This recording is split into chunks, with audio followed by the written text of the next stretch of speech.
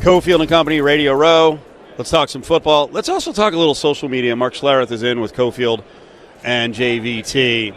I like social media. I like putting my stuff out on social media. What I do not like, and I don't get a lot of negativity, you do because you're in the gambling space, is just stuff up there that it just – stuff is taken as political. You're taking an angle. You must be this and that.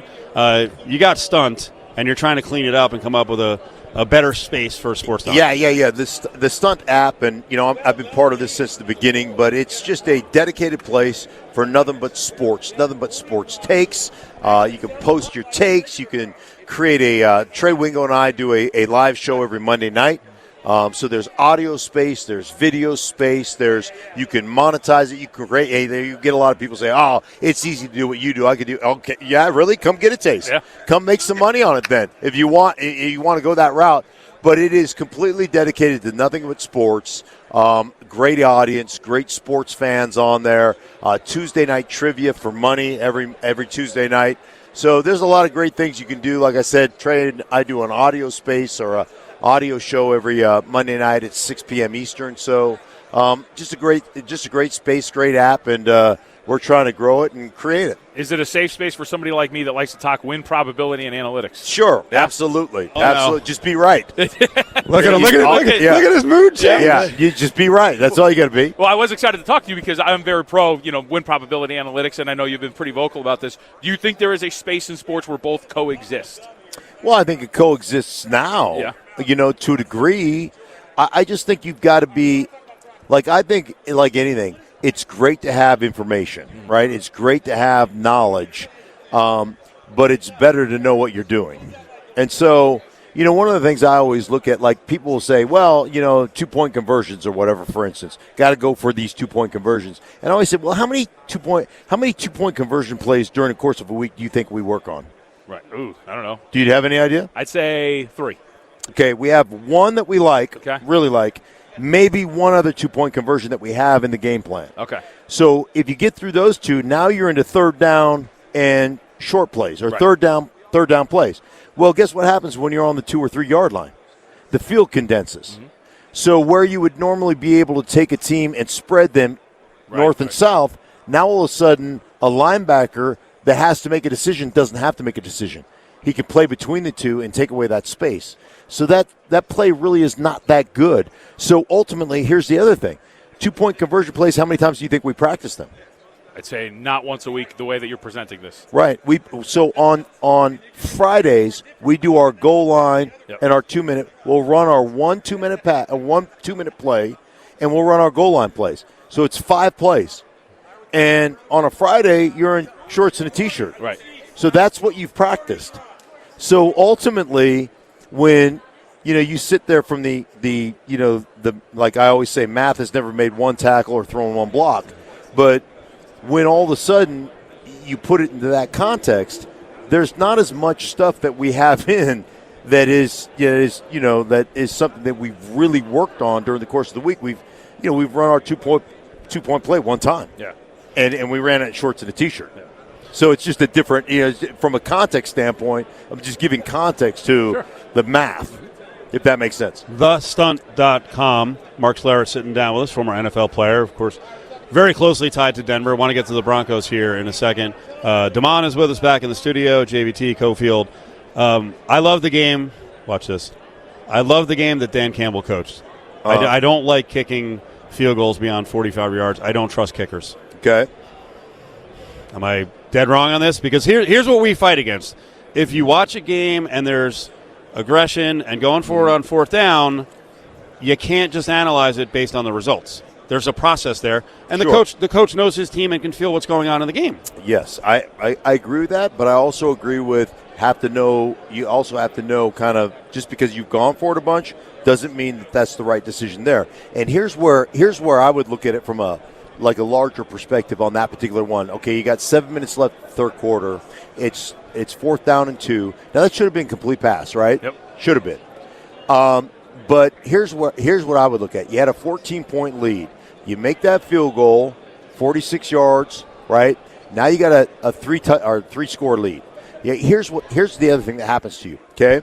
So as soon as you make that field goal, you know what you do? You go to a TV timeout. Then you know what happens? You kick off. You know what happens after you kick off? You go to another TV timeout. So now instead of garnering that momentum from getting that fourth down stop, you've had probably 5 minutes of real time pass by where that offense has just sat there, and that excitement over creating that turnover is gone. Now also, you're going to get the ball at the 25 or be usually behind that, right? And now you got to put together a really long drive, and it changes the way you affect your play calling. So a 2-score game, we score a touchdown, we're right back in this son of a gun. A 3-score game, and all of a sudden, you know what you say to yourself? Man, like, we're running out of time, we're running out of possessions.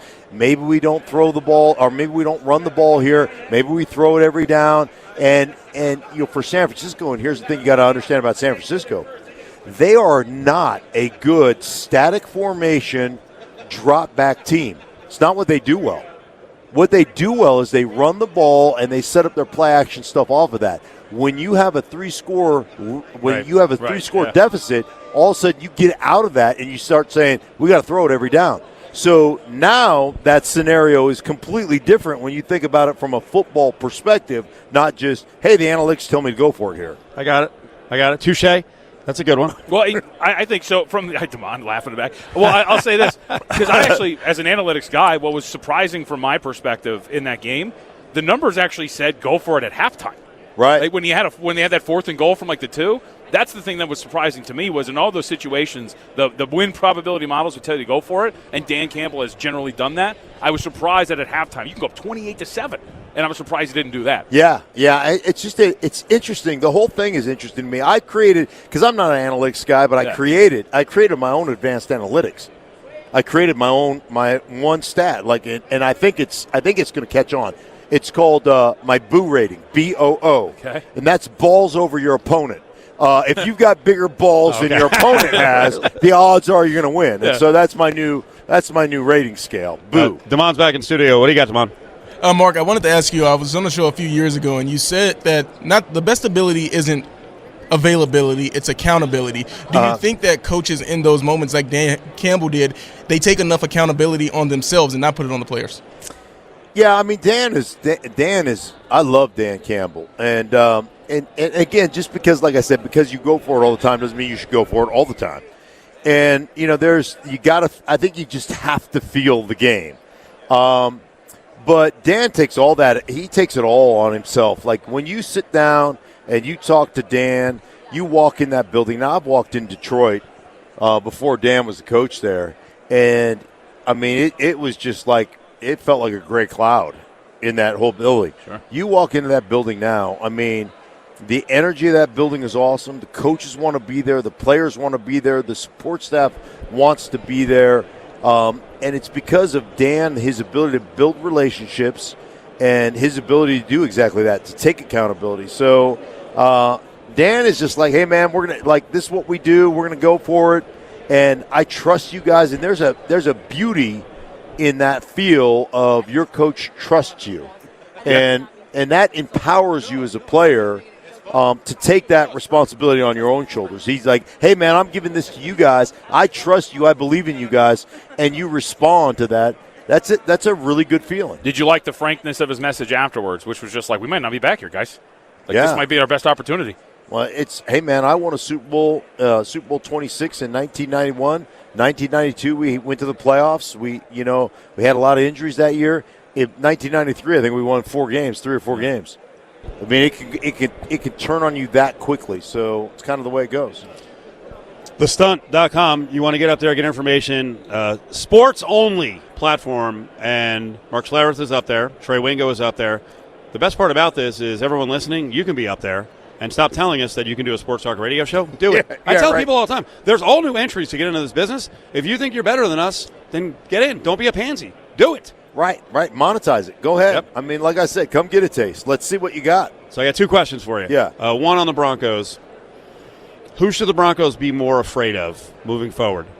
The Raiders or the Chargers? The Chargers.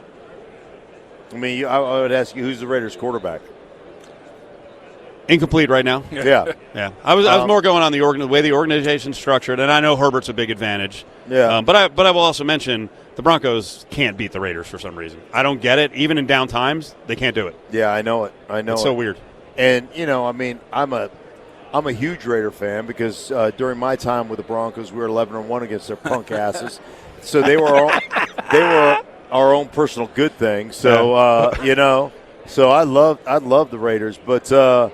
Yeah, they have. I mean, regardless of who the coach is, regardless of who's playing quarterback, the Raiders have. This is 8 straight games they've beat the Broncos. So, Broncos are in the same spot. Got to figure out what the quarterback is. But Jim Harbaugh has always had some success with quarterbacks. He's done a really good job with those guys. And hey, listen, man, the Chargers are a talented team. They just spend too much time charging. 3-8 last year in one-score games. Yeah, I mean that can be flipped like that. Yeah, with good coaching. Exactly. With good coaching and confidence and to me, identity. Yep. Like one of the things that was really important to me as a player is knowing who you are. I look at San Francisco. That they've got the last 2 games they've gotten away from their identity. You got to get back to doing what you do, and so there are a lot of teams that say, "Hey, 2nd down and 1, that's a shot down, right? We're going to take a shot and see if we can." My years in Denver, 2nd down and 1 was a conversion down. We're going to beat you up. We're going to beat your ass. And I knew there was 1 of 3 plays coming in. It's either 18-19 handoff, 14-15 handoff, or quarterback sneak. I knew that beyond the shadow of a doubt. So you don't even have to think. Right. And you start to understand this is what we are, this is what I do. Those are good things when that happens to you. Look at the offensive lineman walking up on our set back here. McNabb. Oh, wow. He's been lifting. 30 seconds, real quick. I will draw the parallel between the confidence and the way the Niners operate as an organization back to the Redskins. Redskins won Super Bowls with 3 different quarterbacks. It was a different era, but they weren't freaked out like, we can't find another quarterback. They always found another quarterback. Yeah. And the Niners are one of the organizations that's like, you know what, we'll keep drafting quarterbacks, we'll find the guy. I see it all over the league where I'm like, why are you giving a guy $45 million who's the 17th quarterback in the league? Because you're like, we don't know who the next guy is. Yeah. People freak out about it. And, I mean, the other thing is you have to understand when you find a guy, don't be afraid that if that's my guy and he can do it, that's your guy, regardless of where he got drafted. And if you draft a guy really high, like Trey Lance, and you realize instantly that he can't play, you move on. And they've been incredible on that. And some teams get so tied up in, well, we just got to pay the guy. Well, do you?